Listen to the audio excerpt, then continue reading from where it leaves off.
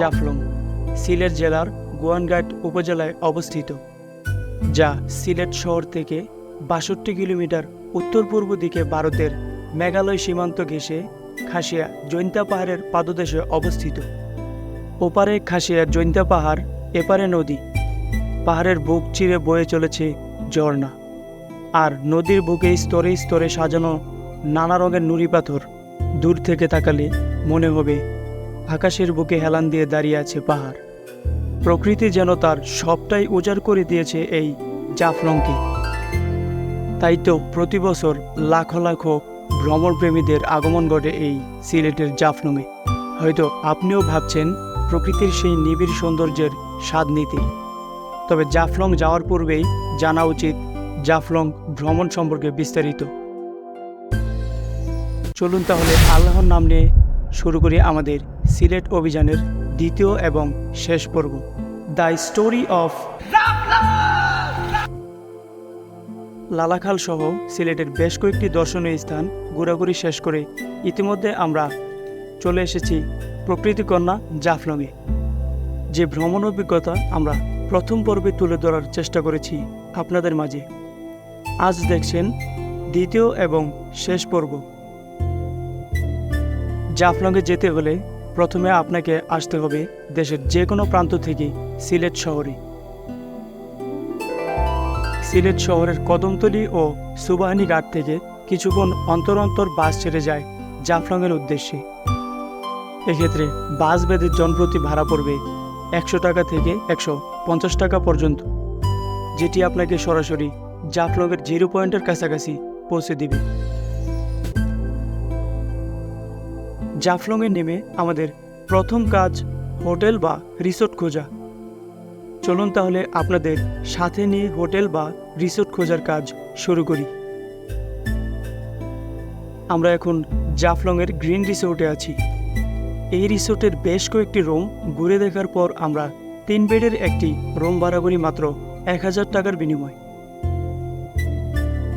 তবে জাফলংয়ের green resort ছাড়াও থাকার জন্য আপনি বেশ কয়েকটি হোটেল বা রিসোর্ট পেয়ে যাবেন জাফলংয়ের আশেপাশে, যেমন Jaintia hill resort, Jaflong inn, hotel grand brothers ইত্যাদি। তবে যেখানে হোটেল বুক করেন না কেন একটু বার্গেনিং করে নেবেন।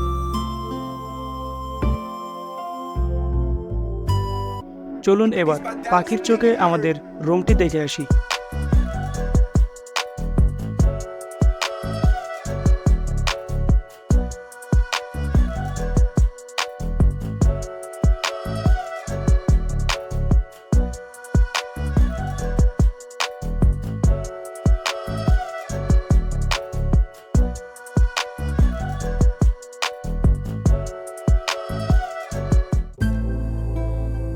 আমরা রিসোর্টে ওঠার পর ফ্রেশ হয়ে চলে যাই রাতের ডিনার করার উদ্দেশ্যে।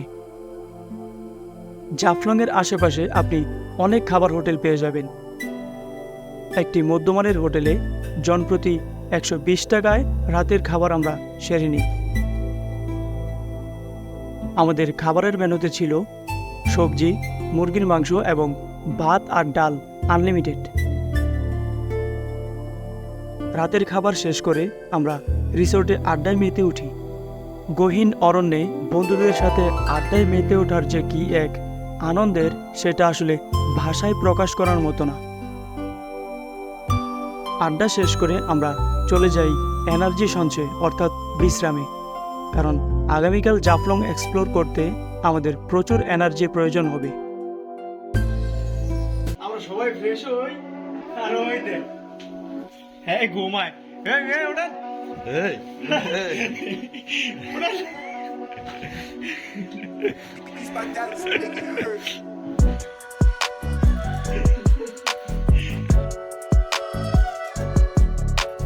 প্রথমে আমরা এই রিসোর্টের ফ্রেশ সকালের প্রকৃতিকে উপভোগ করব।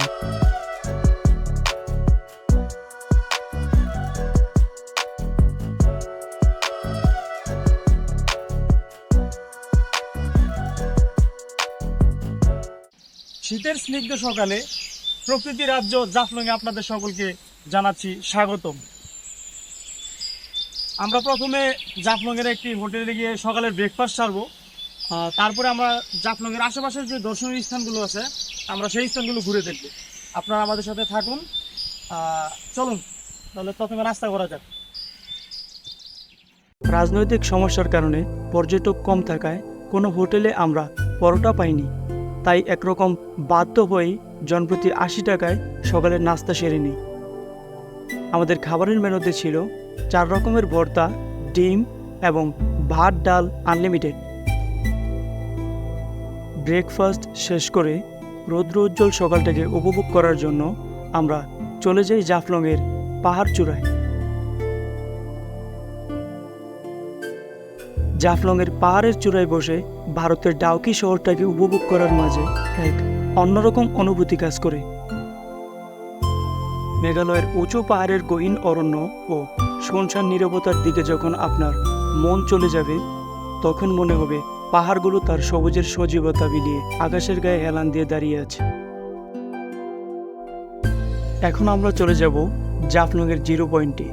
সেখান থেকে মূলত আমরা নৌকা ভাড়া করে জাফলংয়ের সৌন্দর্যকে ঘুরে দেখব। জিরো পয়েন্টের রাস্তা ধরে নামার পথে আপনারা ভারতীয় পণ্যের ভ্রাম্যমান অনেক দোকান দেখতে পাবেন। আপনারা চাইলে প্রয়োজনীয় কেনাকাটা করে নিতে পারেন। এ রাস্তা দিয়ে নামার সময় 2-1 লোক জাফলংয়ের দর্শনীয় স্থান ঘুরাবে বলে অফার করবে। তাদের কাছে জাফলং ভ্রমণের খরচ সম্পর্কে আপনারা ধারণা নিতে পারবেন।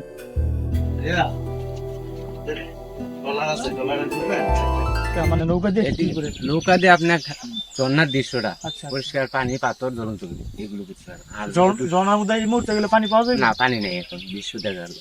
শুধু দৃশ্য মানে 6 মাস পানি থেকে কয়টা স্পট ঘুরাবেন? এখানে আছে আপনার 5টা, ম্যানেজ আপনার 5টা। কি কি? এদিকে চা বাগান, রাজবাড়ি, খাসিয়াপল্লী, পান বাগান, এগুলো ঘুরবেন একটা অটো বাইক দিয়ে। অটো বাইক দিয়ে? হ্যাঁ, ওইখানে অটো আছে আমাদের নদীর ওইপারে, ওই অটোটা ঘুরবেন। আর যদি অটোর প্রাইস কেমন, নৌকার প্রাইস কেমন? চুলন্ত ব্রিজ, পাথর, পরিষ্কার পানি, মায়ের জন্য কিছু একবারে কত পারবেন? একবারে টোটাল যদি যান নৌকা গাড়ি থাকবে সম্পূর্ণ খরচ আমাদের অল্প 1600 টাকা। নৌকা গাড়ি সহ হ্যাঁ। এটা একবারে ফিক্সড বলেন? একবারে ফিক্সড বলেন? ঠিক আপনার গেলে 1300 টাকা রাখবে, একবারে ফিক্সড। আচ্ছা, আপনি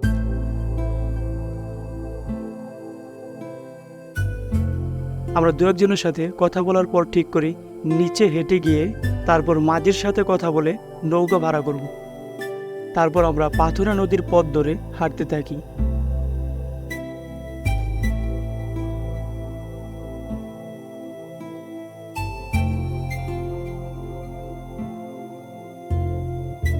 ঠিক এই মুহূর্তে আমরা আছি জাফলংয়ের জিরো পয়েন্টে। এই জায়গাটাতে আসলে আপনার চোখে পড়বে ভারত বাংলাদেশের এক অদ্ভুত মিলন মেলা। এখানে নেই কোনো কাঁটাতারের বেড়া, নেই কোনো দেয়াল। এখানে ভারত বাংলাদেশকে বিভক্ত করে রেখেছে এই পাথরের রেখাটি, যার এক প্রান্তে ভারত এবং অপর প্রান্তে বাংলাদেশ অবস্থিত। পাথরের ওপারে যাদেরকে দেখতে পাচ্ছেন তারা সবাই মূলত ভারতীয় পর্যটক এবং এপারের সবাই বাংলাদেশি পর্যটক। এই জায়গাটাতে আসলে ভারতকে খুব কাছে থেকে উপভোগ করতে পারবে। এছাড়াও সীমান্তের ওপারে ইন্ডিয়ান পাহাড় টিলা, ডাউকি পাহাড় থেকে অবিরাম ধারায় প্রবহমান জলপ্রপাত, ঝুলন্ত ডাউকি ব্রিজ, পিয়ার নদীর স্বচ্ছ হিমেল পানি, উঁচু পাহাড়ে গহীন অরণ্য ও শুনশান নীরবতা, এসব উপভোগ করতে করতে মনের অজান্তেই আপনি হারিয়ে যাবেন প্রকৃতির রাজ্যে। এখন আমরা চলে যাব নৌকা ভ্রমণে। আমরা প্যাকেজে একটি নৌকা রিজার্ভ করি 900 টাকার বিনিময়ে। এখন আমরা ঘুরে দেখব পিয়ার নদী, খাসিয়াপঞ্জি, খাসিয়াদের জমিদার বাড়ি, মায়াবী ঝর্ণা এবং সর্ববৃহৎ সমতল ভূমির চা বাগান। এই ভ্রমণের সকল যাতায়াত খরচ প্যাকেজের আওতাধীন। আপনারা চাইলে প্যাকেজ ছাড়াও যেতে পারেন। এক্ষেত্রে জনপ্রতি 20 থেকে 30 টাকায় প্রথমে নদী পার হতে হবে। তারপর খাসিয়াপঞ্জির সামনে আপনারা পেয়ে যাবেন অটো স্ট্যান্ড। সেখান থেকে 400 টাকা রিজার্ভে অটো নিয়ে আপনারা ঘুরে দেখতে পারবেন খাসিয়াপঞ্জির সকল দর্শনীয় স্থান। জাফলংয়ের শীত ও বর্ষা মৌসুমে সৌন্দর্যের রূপ ভিন্ন হয়ে থাকে। বর্ষায় জাফলংয়ের রূপ লাবণ্য যেন ভিন্ন ভিন্ন মাত্রায় ফুটে ওঠে। ধূলি দূষিত পরিবেশ হয়ে ওঠে স্বচ্ছ ও স্নিগ্ধ। পরিবেশের শ্বাস প্রশ্বাসে থাকে ফুরফুরে ভাব। খাসিয়া পাহাড়ের সবুজাব চূড়ায় তুলার মতো মেঘরাজির বিচরণ এবং যখন তখন অজর ধারায় বৃষ্টি, পাহাড়ি পথ হয়ে ওঠে বিপদসংকুল। সেই যেন এক ভিন্ন শিহরণ। সেই সঙ্গে কয়েক হাজার ফুট উপর থেকে নেমে আসা সাফেদ ঝর্ণাধারার দৃশ্য যে কারণে নয়ন জোড়ায়। আবার শীতের অন্যরূপে হাজির হয় জাফলং। চারিদিকে সবুজের সমারোহ এবং পাহাড়ের গহীন অরণ্য হাতছানি দিয়ে ডাকে প্রকৃতি প্রেমীদের। ফলে শীত ও বর্ষা সবসময় বেড়ানোর জন্য উপযুক্ত এই জাফলং। জাফলংয়ের সৌন্দর্যে আলাদা মাত্রা যোগ করেছে এখানকার আদিবাসীদের জীবনধারা। পিয়াইন নদী পার হলেই খাসিয়া পঞ্জি। খাসিয়াদের ভাষায় গ্রামকে পঞ্জি বলা হয়। এই খাসিয়া পঞ্জিতে গেলে দেখা যাবে 3 থেকে 4 ফুট উঁচুতে বিশেষভাবে তৈরি খাসিয়াতের ঘর। এছাড়াও খাসিয়া পঞ্জির রাস্তাটি ধরে যাওয়ার পথে রাস্তার দুপাশের নয়নাভিরাম দৃশ্য যে কোনো পর্যটকের মনকে শীতল করে দিতে সক্ষম। ঠিক এই মুহূর্তে আমরা আছি খাসিয়া পঞ্জিতে অবস্থিত সিলেটের সবচেয়ে বড় সমতল ভূমির চা বাগানে। এই চা বাগানটি বিশাল জায়গা জুড়ে বিস্তৃত সিলেটের সবচেয়ে বড় সমতল ভূমির চা বাগান।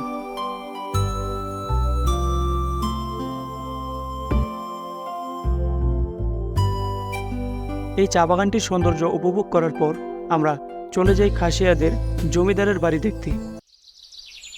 এই বাড়িটিই মূলত খাসিয়াদের জমিদারের বাড়ি। খাসিয়াদের কাছে এটি অঞ্জলি হাউস নামেও পরিচিত। ইউনিয়ন হিসাবে বলতে কি হলেন তাদের ভিতরে যখন তাদের অঞ্চলে আসার পরে তাদের ভিতরে যেটা হয় এটা তারা মানে কোনো প্রশাসনীয় কাজে মানে ব্যবহার করে না। ওরা সামাজিক ভাবে ওদের তোমার আছে, ওরা ওদের ভাষায় বলে মন্ত্রী। এই মন্ত্রী বাড়ি তাইলেও সব সমস্যার সমাধান হয়ে করে দিবে। ওদের মাঝে আবার সমমতাটা অনেক বেশি, নিজস্ব ওদের ভিতরে অনেক বেশি সমমতা, অনেক সমমতা। একজন একটু দারিদ্র তার কিভাবে উন্নত করা যায় সবসময়। খাসিয়াদের জীবন জীবিকা নির্বাহে নানা দিক নির্দেশনা প্রদান করা হয় এই অঞ্জলি হাউস থেকেই। ঐতিহাসিকদের মতে বহু হাজার বছর ধরে জাফলং ছিল খাসিয়া জৈন্তা রাজার অধীনে থাকা এক নির্জন বনভূমি। 1954 খ্রিস্টাব্দে জমিদারি প্রথা বিলুপ্তির মধ্য দিয়ে খাসিয়া জৈন্তা রাজ্যের অবসান ঘটলেও বেশ কয়েক বছর জাফলংয়ের বিস্তীর্ণ এলাকা পতিত পড়েছিল। পরবর্তীতে ব্যবসায়ীরা পাথরের সন্ধানে বিভিন্ন এলাকা থেকে নৌপথে জাফলং আসতে শুরু করে। আর পাথর ব্যবসার প্রসার ঘটতে থাকলে এক সময় গড়ে ওঠে নতুন জনবসতি। এখন আমরা চলে যাব মূলত মায়াবী ঝর্ণা দেখার উদ্দেশ্যে। বালিময় পথ ধরে হাঁটতে হাঁটতে আমরা চলে যাই মায়াবী ঝর্ণার কাছে। এখানে আসার পর মূলত আমরা সকলে আশাহত হয়ে পড়ি, কারণ শীতকাল থাকায় ঝর্ণায় কোনো পানি ছিল না। তবে বর্ষা মৌসুমে গেলে ঝর্ণায় ভরপুর পানি পাওয়া যায়। শুকনো মায়াবী ঝর্ণা ঘোরাঘুরি শেষ করে আমরা এখানকার একটি ভ্রাম্যমাণ দোকান থেকে ইন্ডিয়ান কিছু সাবান ক্রয় করব। এখানে অনেক সাবান দেখতে পাবেন, তবে সবগুলোর চাইতে আমার কাছে সবচেয়ে ভালো লেগেছে এই হারমোনি সাবানটি। অরেঞ্জি ফ্লেভারের এই সাবানটি সবচেয়ে বেস্ট সাবান বলে মনে হয়েছে। এই সাবানটির মূল্য প্রতি পিস 14 টাকা করে। এই সাবানটি জনপ্রিয়তার শীর্ষে থাকায় হুবহু দেখতে এর মতো আরও একটি সাবান তৈরি করা হয়, সেটার নাম মূলত হারমোন দেওয়া আছে। তবে হারমোনিটাই হচ্ছে অরিজিনাল। সাবান কেনার পর আমরা যার যার প্রয়োজন অনুযায়ী ইন্ডিয়ার আচার ও কিছু খাদ্য সামগ্রী ক্রয় করি। কেনাকাটা শেষ করে আমরা পুনরায় আবার ফিরে যাই আমাদের নৌকায়। পিয়াইন নদীর স্বচ্ছতা দেখে আমরা গোসল করার জন্য নেমে যাই হিম শীতল করা স্বচ্ছ পানির হ্রদ পিয়াইন নদীতে। গোসল শেষ করে আমরা চলে যাই দুপুরের লাঞ্চ করার উদ্দেশ্যে পর্যটক ভিউ রেস্টুরেন্টে। পার পারসন 120 টাকায় আমরা দুপুরের লাঞ্চ সেরে নিই। আমাদের খাবারের মেনুতে ছিল ভাত, ডাল, লাল শাক, 3 রকমের ভর্তা এবং মুরগির মাংস।